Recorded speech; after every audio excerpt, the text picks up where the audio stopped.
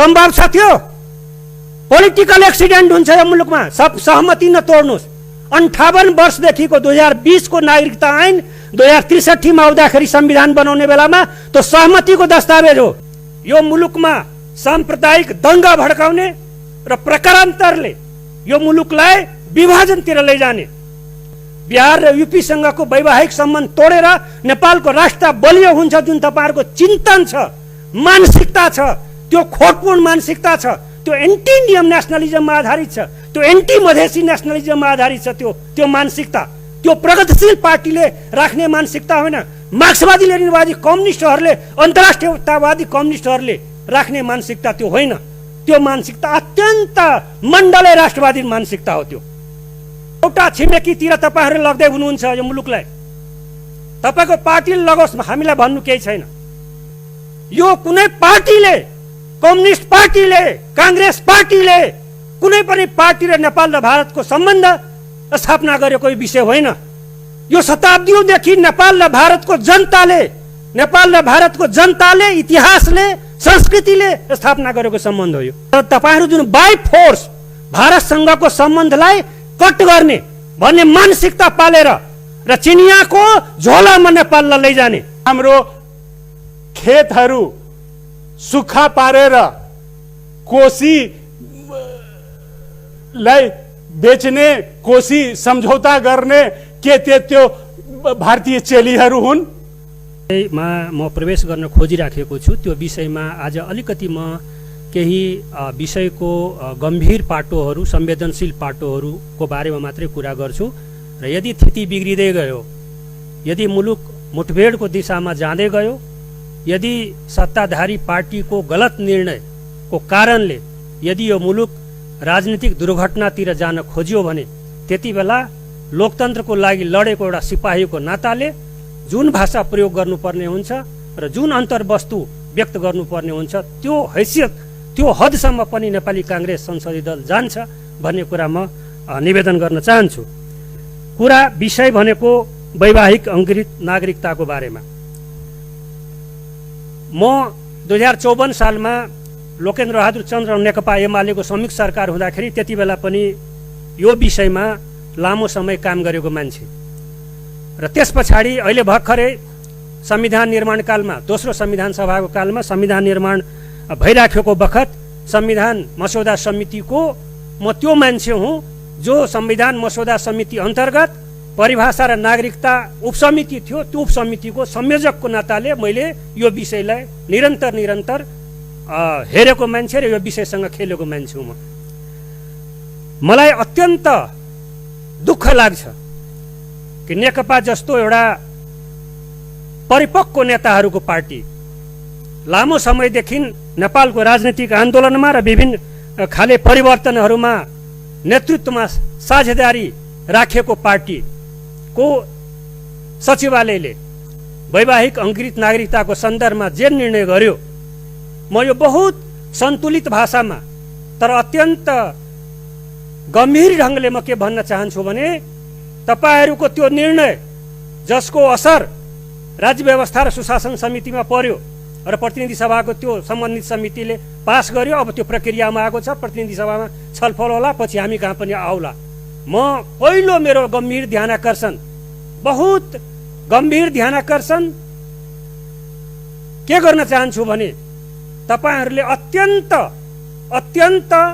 अदूरदर्शी, अत्यन्त अपरिपक्व यो मुलुकमा साम्प्रदायिक दंगा भड्काउने र प्रकारान्तरले यो मुलुकलाई विभाजनतिर लैजाने र आजसम्म नेपालको परराष्ट्र नीति आम रूपमा हामी दुवै छिमेकी मुलुकहरूसँग राम्रो सम्बन्ध राख्ने, तर विभिन्न कारणले भारतसँग हाम्रो विशेष सम्बन्ध छ भन्ने कुरा भन्दै जाने, तर नेपालको कम्युनिस्ट आन्दोलनले नै आजसम्म हामी समदूरीको सिद्धान्तमा जान्छौं भनेर तपाईहरु भन्दै आउनुभयो। तर तपाईहरुका 2 वर्षदेखिको यो सभा 2 वर्षको क्रियाकलाप हेर्दाखेरि तपाईहरु समदूरीको सिद्धान्तमा पनि रहनु भएन। तपाईहरुको फरेन पोलिसी एक पाखे भयो। एउटा छिमेकीतिर तपाईहरु लग्दै हुनुहुन्छ यो मुलुकलाई।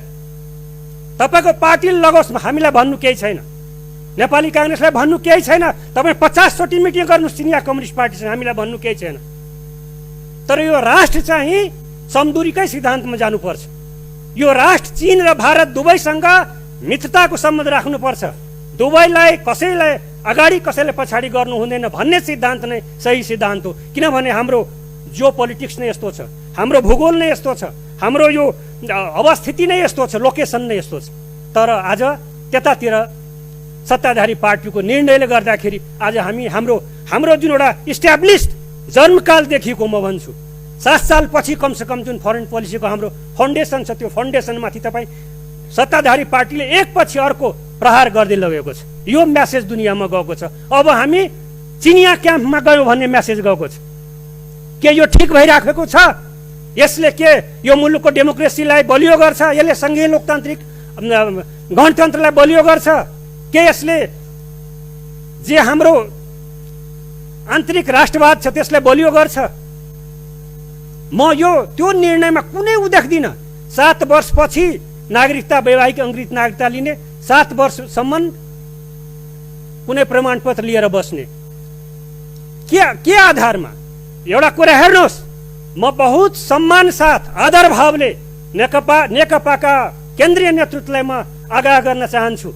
पोलिटिक्स भनेको माइन्डले चल्छ, दिमागले चल्छ, तर कल्चरल रिलेसन, सांस्कृतिक सम्बन्ध भनेको हार्ट टु हार्ट हुन्छ। हृदयको सम्बन्ध हो त्यो, हार्टको सम्बन्ध हो त्यो। कसैको कल्चरमाथि आक्रमण गर्ने तपाईँलाई कुनै अधिकार छैन। नेकपाको नेतृत्वले यो तपाईँ एउटै त्यसको पछाडि जे प्रचार भएको छ अहिलेसम्म कम्युनिस्ट आन्दोलनभित्रको बहस, आन्तरिक बहस र कम्युनिस्ट पार्टीका नेता कार्यकर्ताहरूले जे बाहिर कुरा ल्याएको छ त्यसको एउटै मकसद के बुझिया छ भनेर के उहाँहरूले व्याख्या गर्दै हुनुहुन्छ भने बिहार र युपीमा नेपालका मधेसीहरूको सम्बन्धले गर्दाखेरि उताबाट आउने बुहारीहरूले नेपालको राष्ट्रियता खतरामा जान्छ। त्यसकारण नेपालको राष्ट्रियतालाई बचाउनको निमित्त बिहार र युपीसँगको जुन मधेसीहरूको वैवाहिक सम्बन्ध छ त्यसलाई प्रकारान्तरले बिस्तारै बिस्तारै तर योजनाबद्ध व्यवस्थित ढङ्गले फाल्नुपर्छ, तोड्नुपर्छ, समाप्त गर्नुपर्छ भन्ने नेकपाको मानसिकता हो।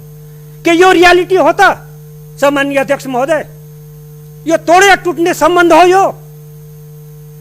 यो कुनै पार्टीले, कम्युनिस्ट पार्टीले, कांग्रेस पार्टीले, कुनै पनि पार्टी र नेपाल र भारतको सम्बन्ध स्थापना गरेको विषय होइन।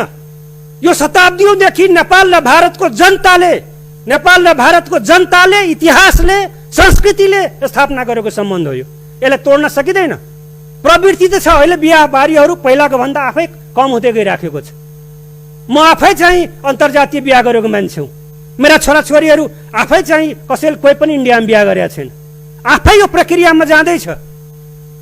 एउटा अवस्था आउँछ जब बिहाबारी आन्तरिक बिहाबारी हुन्छ।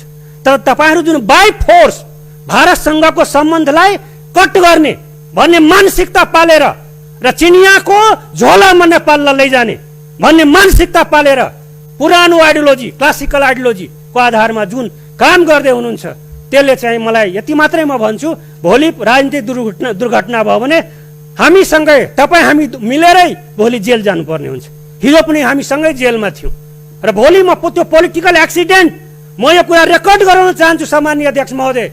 हिजोदेखि वीरगञ्जदेखि राजविराजसम्म जुन जुलुस निस्किरहेको छ र नेपाली कांग्रेस जस्तो पार्टी, अन्य मधेसवादी पार्टीहरू र नेपाली कांग्रेस जस्तो पार्टीलाई तपाईँहरू यसरी हेप्ने के? नेपाली तपाईँ प्रचण्डजीले मलाई भन्नुभएको कुरा यही गरिमामय सदनमा मैले एकचोटि सुनाएको थिएँ। नेपाली कांग्रेसलाई हेपेर, मधेसवादी दलहरूलाई हेपेर तपाईँ एक्लै यो मुलुकलाई सञ्चालन गर्ने सम्भव छ? त्यो पोलिटिकल एक्सिडेन्ट हुन्छ यो मुलुकमा। सहमति नतोड्नुहोस्। 58 वर्षदेखिको 2020 को नागरिकता ऐन 2063 मा आउँदाखेरि संविधान बनाउने बेलामा त्यो सहमतिको दस्तावेज हो। मधेसवादी दल, नेपाली कांग्रेस, तत्कालीन नेकपा एमाले र माओवादी मिलेर हामी नेशनल कन्सेन्ससको आधारमा संविधानको अन्तरिम संविधान 2063 बनाएका छौँ, के अरे रचना गरेका थियौँ र त्यसको त्यो नागरिकताको धारा सहमतिको धारा हो। अहिलेको संविधान, वर्तमान संविधानमा पनि नागरिकता सम्बन्धी जुन व्यवस्था छ त्यसको 11 को 6 ले जे व्याख्या गरेका छ त्यो एउटा सहमतिको व्याख्या हो। त्यसलाई चाहिँ उल्टाउन पाइन्छ? कन्स्टिट्युसनली असंवैधानिक रूपमा त्यो काम एउटा गलत भइराखेकै छ, त्यसलाई अदालतले हेर्ला। तर म पोलिटिकली भन्दैछु आज तपाईहरू गलत बाटोमा जाँदै हुनुहुन्छ। सम्माननीय अध्यक्ष महोदय, म हजुर यहाँ मार्फत म सत्ताधारी पार्टीका आदरणीय नेताहरूलाई भन्न चाहन्छु, तपाईहरूलाई लाग्दो हो अब नयाँ जनवादी क्रान्तिको बेला आइसक्यो, अब चिनिया मोडेलको समाजवाद स्थापना गर्ने बेला आइसक्यो, अब संविधान मारो भड्खालोमा जाऊ नेपालको संविधान जेसुकै होस्। तपाईहरूको त्यो निर्णय मोस्ट एक्सट्रिमिस्ट उग्रवामपन्थी, मैले अस्ति पनि त्यो किताब लेफ्ट विङ कम्युनिजम एन्ड इन्फेन्टाइल डिजअर्डरको कुरा मैले गरेका थिएँ। उग्रवामपन्थी कम्युनिस्ट एक बाल रोग, तपाईहरू त्यो उग्रवादमा फस्दै हुनुहुन्छ। तपाईहरू त्यो एकदम अत्यन्त अपरिपक्व बाटोमा तपाईहरू जाँदै हुनुहुन्छ। यो मुलुक पोलिटिकल दुर्घटनातिर जाँदैछ, त्यतातिर तपाईँ धकेल्ने काम, मुलुकमा आगो लगाउने काम, काङ्ग्रेस र अन्य सबै पार्टीहरूसँग भिड्ने काम र मुलुकलाई द्वन्द्व निप्नाएर सामन्तवादीहरूलाई र फेरि हिरोका फोर्सेसहरूलाई मलजल गर्ने काम तपाईहरू नगर्नुहोस्। यो गर्दै हुनुहुन्छ, यो पोलिटिकल कुरा म मात्रै तपाईँहरूको बिचमा राखेँ। जे काम गर्दै हुनुहुन्छ अत्यन्त अनुचित काम तपाईँहरू गर्दै हुनुहुन्छ। तपाईँहरूको सोच नै गलत छ। बिहार र युपीसँगको वैवाहिक सम्बन्ध तोडेर नेपालको राष्ट्र बलियो हुन्छ जुन तपाईँहरूको चिन्तन छ, मानसिकता छ, त्यो खोटपूर्ण मानसिकता छ, त्यो एन्टी इन्डियन नेसनलिजममा आधारित छ, त्यो एन्टी मधेसी नेसनलिजममा आधारित छ। त्यो मानसिकता त्यो प्रगतिशील पार्टीले राख्ने मानसिकता होइन, मार्क्सवादी लेनिनवादी कम्युनिस्टहरूले अन्तर्राष्ट्रियतावादी कम्युनिस्टहरूले राख्ने मानसिकता त्यो होइन। त्यो मानसिकता अत्यन्त मण्डले राष्ट्रवादी मानसिकता हो, त्यो प्रतिक्रान्तिकारी मानसिकता, क्रान्ति विरोधी मानसिकता हो त्यो। त्यसकारण आज सम्माननीय अध्यक्ष महोदय, यो विषय म यति मात्रै भन्छु। म निवेदन गर्न चाहन्छु, म पोलिटिकली अट्याक गरेको हुँ र आग्रह गर्दैछु म कि पुनर्विचार होस्। नेकपाका आदरणीय नेताहरूले यस विषयमा पुनर्विचार गर्नुहोस्, नभए भोलि कम्युनिस्ट एकातिर काङ्ग्रेस र मधेसवादी अर्कोतिर भएर मुलुकलाई राजनीतिक ध्रुवीकरणमा लैजाने, मुठभेड गराउने र प्रकारान्तरले सङ्घीय लोकतान्त्रिक गणतन्त्रलाई पल्टाइदिने, दुर्घटनामा लगिदिने यो कामको अगुवाई तपाईँहरू नगर्नुहोस्। यो चाहिँ गम्भीरता साथमा नेपाली काङ्ग्रेसको संसदीय दलको तर्फबाट म ध्यान आकर्षण गराउन चाहन्छु। सम्माननीय अध्यक्ष महोदय, अब 1-2 मिनट म अर्को विषय उठाउन चाहन्छु। त्यो भनेको भर्खरै 10-11 दिन अगाडिको कुरा, समय सकिसक्यो, सक्नै लाग्यो। जे होस्, यो धनुषाको कुरा हो। त्यहाँको प्रहरी हिरासतमा शम्भु सदा मुसहर, उनी मृत्युवरण गरेका छन्, उनी त्यहाँ मरेका छन्। बाथरुममा विभिन्न किसिमको समितिहरू बनेको छ, छानबिनहरू भइराखेको छ। म यति मात्रै भन्न चाहन्छु कि पुलिस हिरासतमा राम मनोहर यादवको हत्या भयो, पुलिस हिरासतमा सिराहाको प्रियङ्का यादवको हत्या भयो, पुलिस हिरासतमा अहिले यो शम्भु सदा मुसहरको हत्या भएको छ। यसले गर्दाखेरि पुलिस प्रशासनको काम कारबाहीप्रति एउटा प्रश्न उठिराखेको छ। आजको लोकतान्त्रिक यो समाजमा पुलिस प्रशासन कस्तो हुने? एउटा जर्ज फ्लोइडलाई मार्दाखेरि अमेरिका मिनियापोलिसमा होल अमेरिकाको पुलिस प्रशासन, पुलिस संस्थाको रिस्ट्रक्चरिङको कुरा चलिराखेको छ। हामी पनि डेमोक्रेटिक सोसाइटीमा कस्तो पुलिस स्ट्रक्चर खडा गर्ने भन्ने विषय हो। माननीय शेखर कुमार सिंह, सचिवालय बैठकबाट नागरिकता विधेयक सम्बन्धमा जुन निर्णय गर्यो, निश्चित रूपमा सम्पूर्ण देशको ध्यान आकर्षण भएको छ। त्यसै क्रममा चाहिँ एकदम बहुमतको दम्भ अहंकार देखाउँदै जो राज्य व्यवस्था समितिमा लाई एउटा सहमतिको बाटो छोडेर जुन गर्यो, त्यसको लागि दुःख लागेको छ। अध्यक्ष महोदय, यो एउटा मुठभेड निम्त्याउने के त्यो भारतीय चेलीहरू जो नेपाली केटासँग बिहा गरेर आउँदैछ, तिनीहरू नै राष्ट्रघात गरेका हुन्। हाम्रो खेतहरू सुक्खा पारेर कोशीलाई बेच्ने, कोशी सम्झौता गर्ने के त्यो भारतीय चेलीहरू हुन्?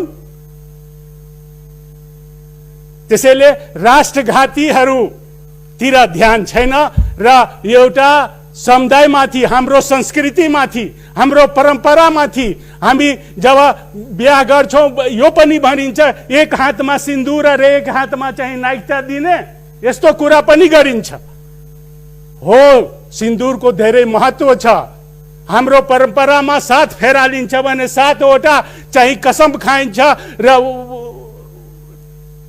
गरिन्छ। 7वटा कसम खाइन्छ कि तिम्रो हक अधिकारको सबै सुरक्षा हामी गर्छौँ।